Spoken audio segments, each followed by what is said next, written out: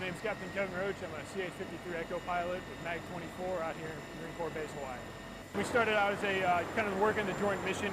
We did a crawl, walk, run phase. So we went out, executed some fast rope with 18 and men falling out of the helicopter on a fast rope through the bottom of the 53. From there, we went out to a LSD ship owned by the Army. It was about 5 miles south of the island of Oahu. And then we executed our BBSS. The 53 went into a hover approximately 30 feet above the ship, and we offloaded 10 personnel via fast rope down there to kind of simulate retaking an amphibious vessel. So that kind of shows what we do out here, kind of joint work with the Army, as well as BBSS, something that the Marine Corps trains very hard to since we are an amphibious.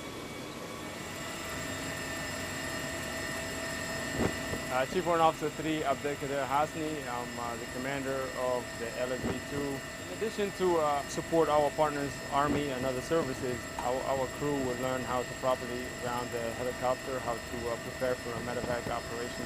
They can see how we can use this kind of training either for humanitarian assistance or a deterrent for anti-piracy. The more and more we work together with them, the easier it becomes. We're starting to speak the same language. Everything kind of works out a little bit better.